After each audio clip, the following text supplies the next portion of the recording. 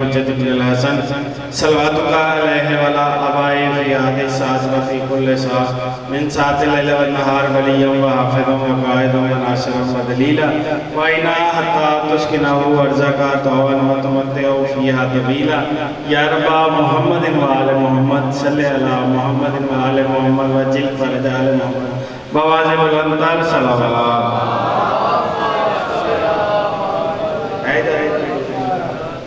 اعوذ باللہ من الشیطان الرجیم بسم اللہ الرحمن الرحیم الحمدللہ رب العالمین الحمدللہ الذی جعلنا من المتمسکین بولایت امیر المومنین سخن گزارے سلطان اولیاء سخن گزارے ممبر سلونی سرور مطلبی ابن ام نبی درود حل عطا مہر برج انما شاہ سوار لافتہ عروۃ الوثقی کلمۃ الحسنی اماد الاصفیاء امام الانبیاء ازہد الزاہدین اول العابدین زین الموجدین لنگر و آسمان و زمین حبل اللہ المتین آقا جانم علی ابن ابی طالب باواز بلندر سلام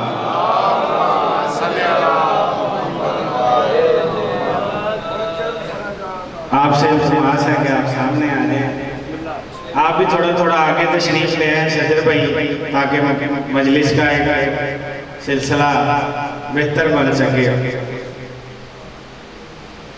بچے بڑے خوبصورت انداز میں پڑھ رہے تھے میرے سے پہلے معظم بھائی نے ایک شعر پڑھا ہے موت و حیات کے حوالے سے قبلہ حیات رضوی صاحب کا ڈاکٹر صاحب میرا دل بن گیا ہے کہ دو لائنیں میں بھی معظم بھائی کو سناؤں میں کہہ رہا ہوں کہ کچھ بھی نہیں ہے خوف منصا بھائی کچھ بھی نہیں ہے خوف مجھے بعد قضا کا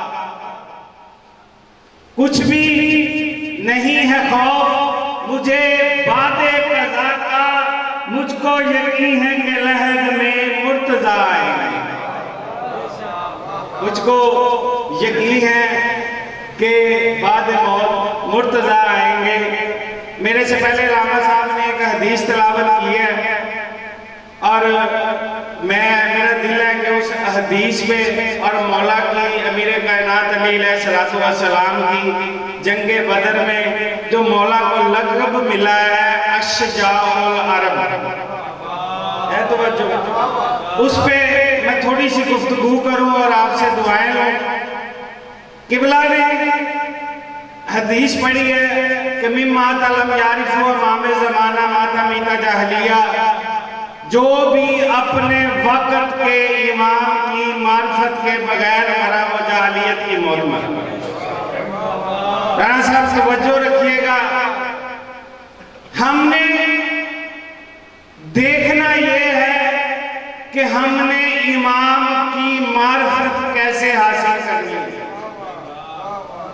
ہم نے اپنے وقت کے امام کی میں اپنے وقت میں 5 منٹ میں اپنی گفتگو کو مکمل کر دوں گا آپ کا دیکھنا ہی میری طرف اس بات کا اشارہ ہے کہ میں نے اپنے وقت میں پڑھنا ہے ٹھیک شکریہ ڈاکٹر صاحب مولا کو کتاب کا نام ہے مولا علی کی جنگیں ڈاکٹر ضمیر اختر نقوی صاحب کی ڈاکٹر صاحب لکھی ہوئی ہیں اس میں لکھا ہوا ہے تیسری مجلس ہے اس مجلس میں لکھا ہوا ہے کہ مولا علی علیہ السلام کا ایک لقب ہے اشجاع العرب اشجاع کہتے ہیں شجاعت کی جمع کو بہادری کی جمع کو آپ دیکھیں کہ مولا نے جتنی بھی جنگیں کی ہیں اب مولا اس جنگ کے دوران اپنے وقت کے امام بھی ہیں اپنے وقت کے امام بھی ہیں اسی کے نیچے لکھا ہوا ہے کہ مولا نے جو بھی جنگ کی ہے تو جو مخالف آتا تھا وہ شجرے والا ہوتا تھا جس سے بھی جنگ دیا ایسے کہ مولا نے تلوار نکالی اٹھا کر اسے قتل کرنا شروع کر دیا اگر مولا امیر کائنات میں کسی بھی کافر کو قتل کیا ہے وہ اپنی وجہ سے نہیں دیا اس وحدہ لا شریک کی وجہ سے اس اللہ کی وجہ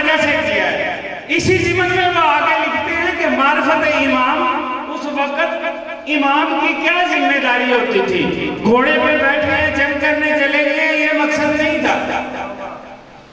گھوڑے پہ بیٹھنے کے بعد جب آگے نکلے ہیں تو یہ دیکھا ہے کہ زمین کے اوپر اگر کوئی کیڑا ہے وہ تو اس کی زد میں نہیں آ رہا ہے. تو اگر کوئی کیڑا ہے کیوں؟ وہ وقت کا امام ہے. اگر وہ راستے میں جا رہے ہیں جس گھوڑے کے اوپر سوار ہے جس سواری کے اوپر سوار ہے اپنے کھانے سے پہلے اسے کھانا کھلایا ہے. اپنے کھانے سے پہلے اس کو کھانا کھلایا ہے. کیوں کہ اگر مولا ایسے نہ کرتے تو پھر کیسے پتا لگتا کہ یہ تمہارا وقت کا امام ہے. ہر چیز کے اوپر اگر مولا گزرے کسی فصل کے پاس سے تو یہ دیکھا ہے کیا اس میں سے نکلنے والا اناج میرے قدموں سے ضائع کیا اس زمین سے آنے والی اجناس وہ میرے پاؤں کے قدموں سے ضائع نہیں ہو رہے. کیا آپ دیکھیں کہ جب ابن ملجم لعنت اس پہ بے شمار آئے ہیں ضربت کے بعد اسے پکڑ کے لایا گیا ہے. جب کہا ہے کہ شربت بھی پلانے کے لیے کہا ہے اس سے پہلے مولا نے اسے 3 بار پوچھا کہ ابن ملجم کیا میں تمہارا اچھا وقت کا امام نہیں؟ کتنی بار پوچھا؟ 3 بار پوچھا.